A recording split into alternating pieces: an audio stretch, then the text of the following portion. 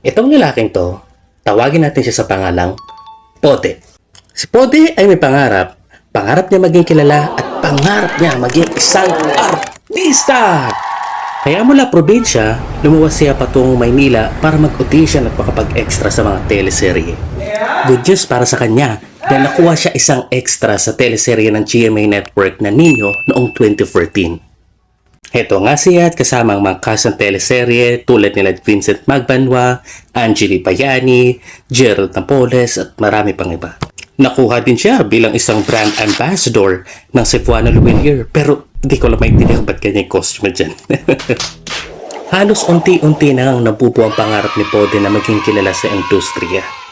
Nang biglang, isang araw, nakilala ni Pode ang isang nagpakilalang nurse na may karanasan sa non-surgical rhinoplasty. At sa halagang 500 piso, si Pode ay pumayag na magpaturok ng collagen kuno sa kanyang baba at ilong.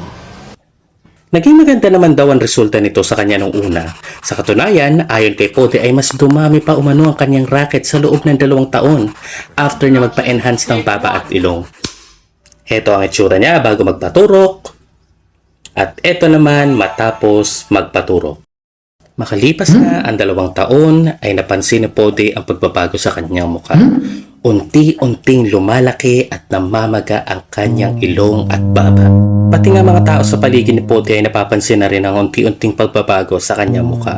Hanggang dumating nga sa punto na kailangan nang magpatingin ni Pode sa isang lehitimong doktor. Kaya sa kauna-unahang pagkakataon, si Pode ay inoperahan sa kanyang mukha upang matanggal ang kung ano man ang nilagay dito. Matapos nga ang operasyon, dito nga nalaman niya na hindi pala collagen ang itinurok sa mukha niya, kundi pinaghalo-halong tinunaw na kantila, petroleum jelly, at sealant. What the? Doon nga ay nalaman niya din na si Kashega ay hindi pala talaga isang lehitimong nurse, kundi nagpapanggap lang para makuha ang kanyang 500.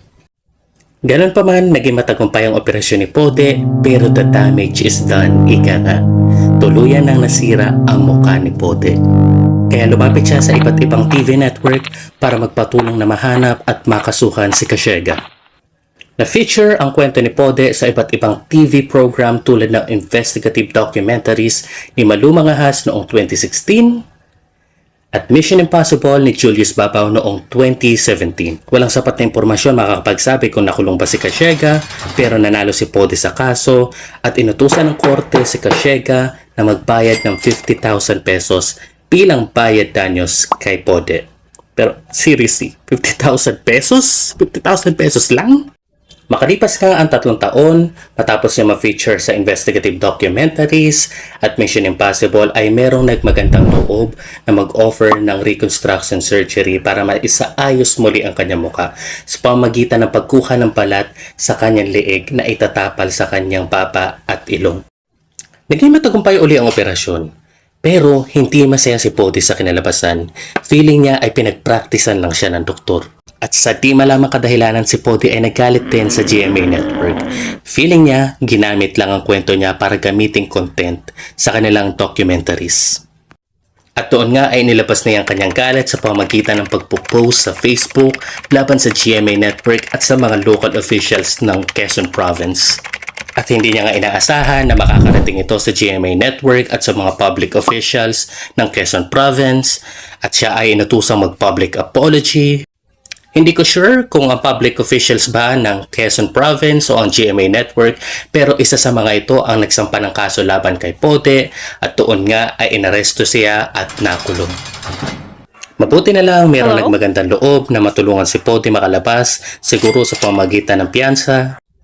Ngayon nga ay sa Tayabas, Quezon na siya nakatira kasama ang kanyang nanay at pinipilit pumangon mula sa madilim na karaan ng kanyang buhay. Heto nga't nakapagtrabaho pa siya bilang isang security guard pero hindi ko lang alam kung siya ba ay umalis o natanggal sa kanyang trabaho. Sa kasalukuyan, si Pode ay nagti-TikTok live at nagtitinda ng iba't ibang mga bagay online para na rin sa pantustos ng kanilang mga pang-araw-araw na pangangailangan. Pero hindi pa rin nawawala ng pag-asa si Pode na isang araw matutupad niya ang kanyang pangarap na isang maging ganap na artista.